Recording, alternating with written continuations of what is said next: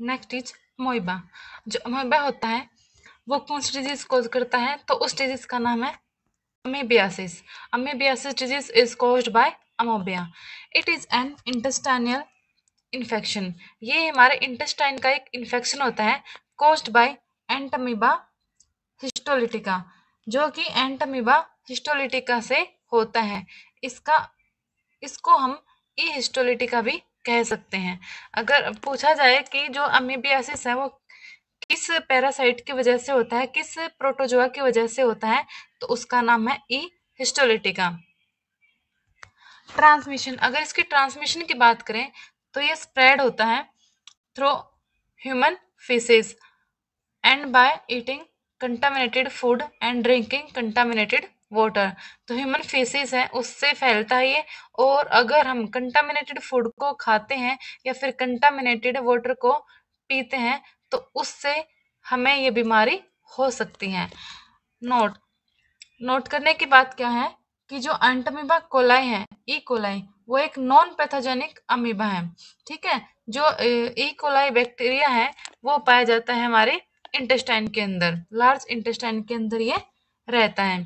तो ये कैसा होता है, this is a non pathogenic amoeba.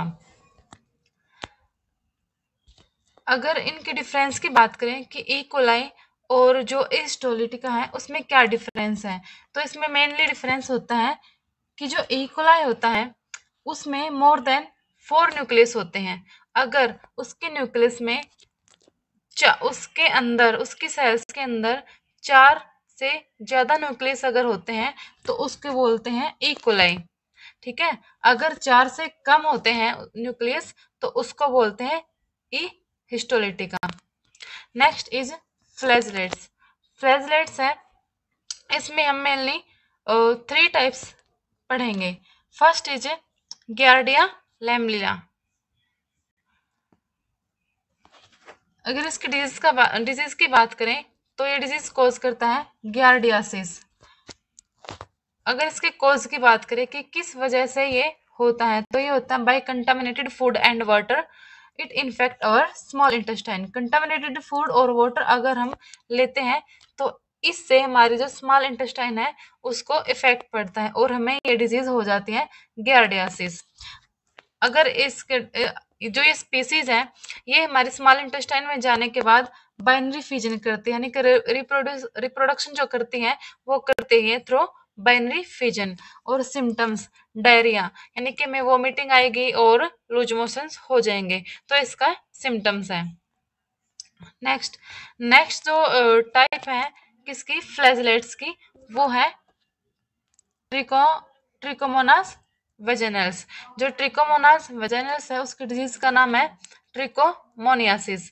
जो ट्रिकोमोनियासिस है वो कॉज होता by, this is a sexually transmitted disease. ये जो डिजीज है ट्रिकोमोनासिस, ये डिजीज है, ये सेक्सुअली ट्रांसमिटेड डिजीज है। ये रेप्लिकेट करता है through binary fission.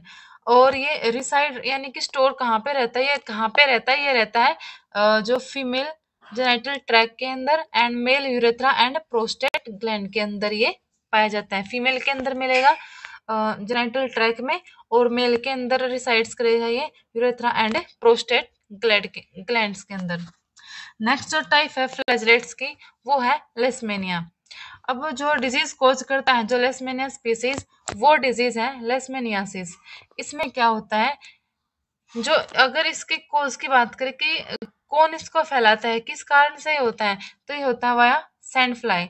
Sand fly से ये फैलता है और रिसाइड्स करता है ऐसे एनिमल्स के अंदर जो कि रोडेंट्स हैं एंड डॉग्स। रोडेंट्स में कौन कौन आता है, जैसे कि रैबिट है, रेट्स हैं, ये सारे हमारे रोडेंट्स के अंदर आते हैं, और डॉग्स इनके अंदर ये रिसाइड्स करता है। डिजीज की बात करें तो लेशमेनियासिस है, इसको इसको 3 टाइप में डिवाइड किया जा सकता है। First is cutaneous leishmania, second is visceral leishmaniasis and third is mucous leishmaniasis. जो क्यूटेनियस लेशमेनियासिस है उसकी वजह से होता है क्यूटेनियस अल्सर। क्यूटेनियस अल्सर, अगर इसके बात करें कि ये क्या डिफिकल्टी करता है, तो ये डिफिकल्टी करता है हमारे अंदर ब्रीदिंग डिफिकल्टी। ब्रीदिंग में डिफिकल्टी हो जाएगी, नोज ब्लीड्स, हमारे नो नोज जो होती है उससे ब्लड फ्लो करेगा, एंड डिफिकल्टी इन स्वेलिंग, और हम कुछ निगलेंगे तो उसमें भी हमें दिक्कत आएगी ड्यू टू क्यूटेनियस अल्सर। जो वेसिकल लेशमेनियासिस है वो कोज करता है काला आजार। This is very important. जो वेसिकल लेशमेनियस है वो कोज करता है काला आजार। इसके सिम्टम्स की बात करें तो हमारा जो स्प्लीन है एंड लीवर है वो एनलार्ज हो जाएगा, और anaemia. These are the symptoms of kala azar. क्या क्या है? Enlargement of spleen and liver and anaemia. These are the symptoms of kala आजार।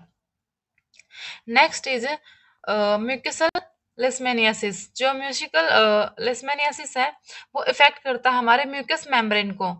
ठीक है, जो हमारे म्यूकस मेम्ब्रेन होते हैं जैसे कि नोज के अंदर होती हैं, ठीक है, उसको ये इफेक्ट करता है, एंड सोर्स, और उसके अंदर सोर्स को ये पैदा करता है, यानी कि सोर्स हो जाते हैं उसके अंदर, और हमें बहुत पेन होता है। जो लेशमेनिया है, अगर उसकी डायग्नोस्टिक स्टेज की बात करें तो एमास्टिगोट है उसकी डायग्नोस्टिक स्टेज है।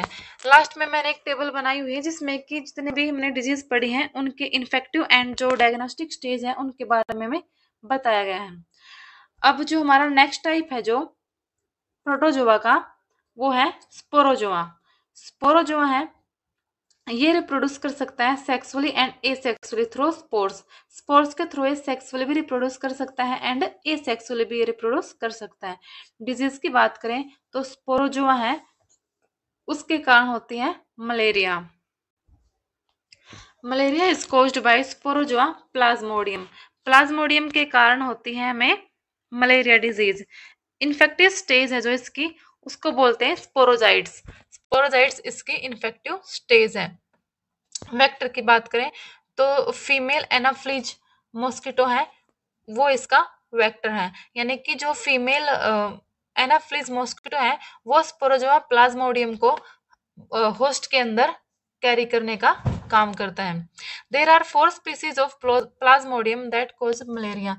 यहाँ पर 4 स्पीसीज है प्लाज्मोडियम की जिसके कारण मलेरिया होता है।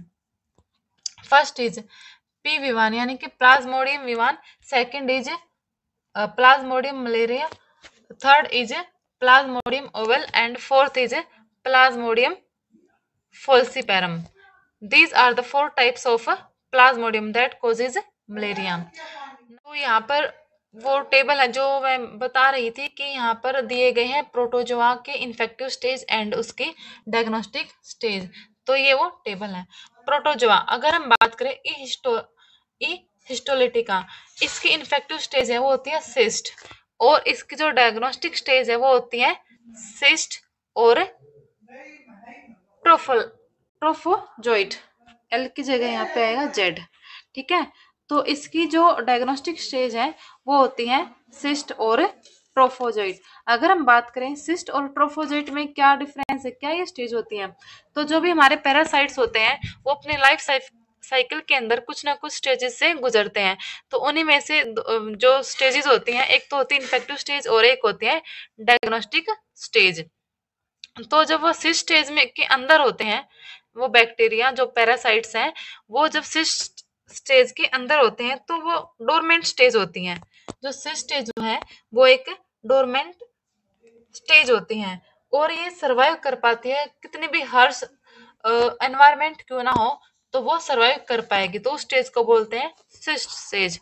तो इसकी जो इन्फेक्टिव स्टेज होती है वो सिस्ट होती है। अगर हम बात करें ट्रोफोजोइट स्टेज की, तो जो ट्रोफोजोइट स्टेज होती है वो क्या होती है, वो होती है मोटाइल स्टेज, यानी कि यहाँ पर जो पैरासाइट्स होते हैं वो मोटाइल होते हैं एंड रैपिडली वो डिवाइड करते हैं ट्रोफोजोइट स्टेज के अंदर।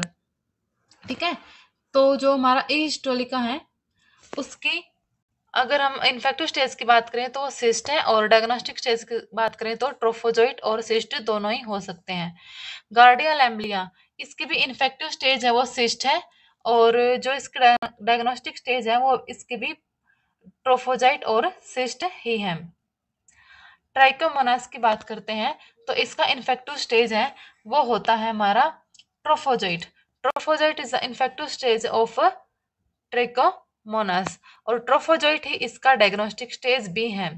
प्लाज्मोडियम है, स्पोरोजोइट इसका इन्फेक्टिव स्टेज है, और डायग्नोस्टिक स्टेज है वो इसका एरिथ्रोसाइट साइकिल है। एरिथ्रोसाइट साइकिल कब, जब वो प्रोटोजोआ प्लाज्मोडियम अगर हमारे आरबीसी के अंदर आ जाता है और उसके अंदर जब वो आने के बाद जो साइकिल चलती है उसको बोलते हैं एरिथ्रोसाइट साइकिल। तो जब वो एरिथ्रोसाइट साइकिल में आता है तब उसको डायग्नोस्टिक किया जा सकता है। तो प्लाज्मोडियम की जो डायग्नोस्टिक स्टेज है उसका नाम है erythrocyte cycle. Next is leishmania. जो लेसमेनिया होता है उसका इन्फेक्टिव स्टेज है वो होती है प्रोमोस्टिगेट। प्रोमोस्टिगेट जो स्टेज होती है उसमें इसके अंदर फ्लैजिला प्रेजेंट होते हैं प्रोमोस्टिगेट स्टेज के अंदर।